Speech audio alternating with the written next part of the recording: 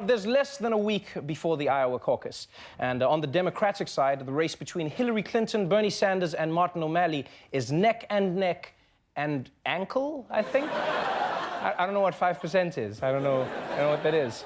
And it all comes down to undecided voters. So last night, CNN brought them together with the candidates who came out one by one to answer questions. It was sort of like a political beauty pageant. You know, and now for the talent portion of the show, Senator Sanders performs Anaconda by Nicki Minaj.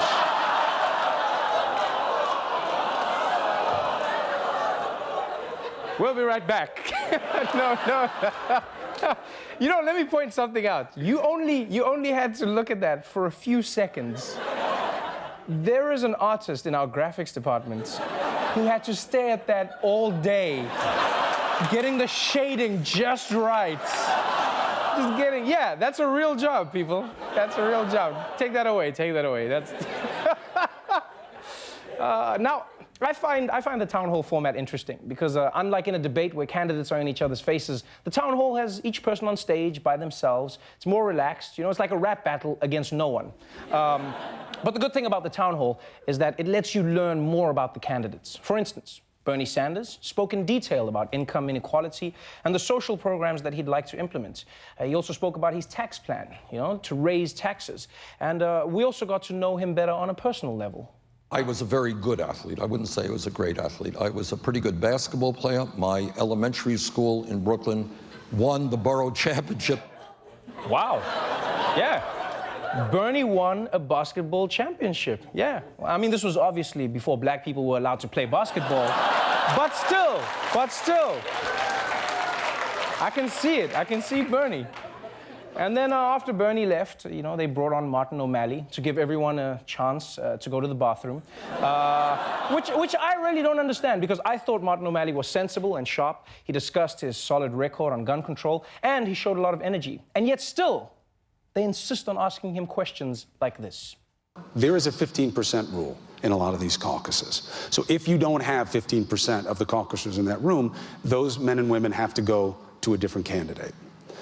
So if you don't have that, and your followers now have to go to somewhere else, the people who support you, what is your suggestion to them? Oh, come on, CNN. That's heartless. You don't ask him who he wants to win after he loses? That's like someone asking you which of your friends can date your wife after she leaves you. We'll still be pals, right? I mean, it's better than her banging a stranger, right? I mean, come on. And then after that came the headliner. Hillary Clinton. She hit everything from healthcare to her foreign policy experience to reproductive rights. Although I did have one critique. If it's the first time you've really paid attention, you go, oh my gosh, look at all of this. Look. And wait, no, this isn't just for Hillary. Politicians, when you want to mimic craziness, make sure to keep your hands open when you wave. Like even Republicans, because if you, it just ends up looking like, yeah, just hands open.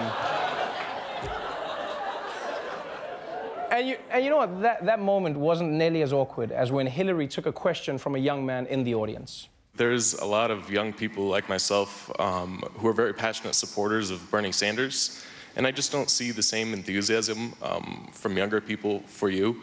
In fact, I've heard from quite a few people my age that they think you're dishonest, but I'd like to hear from you on why you feel the enthusiasm isn't there.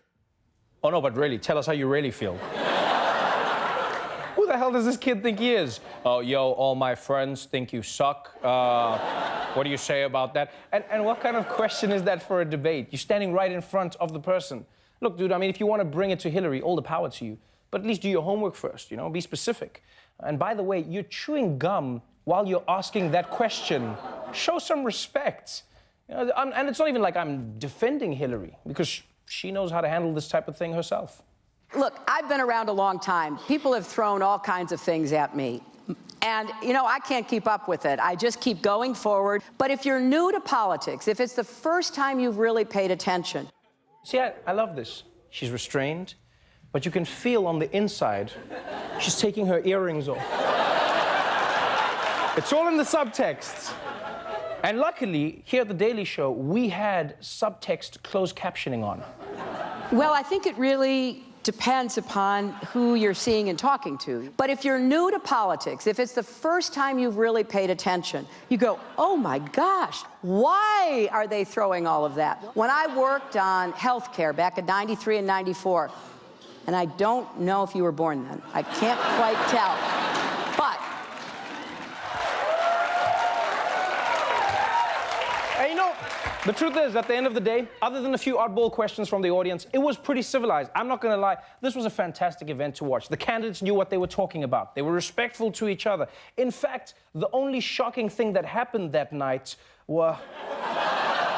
Sorry, I had to show you again.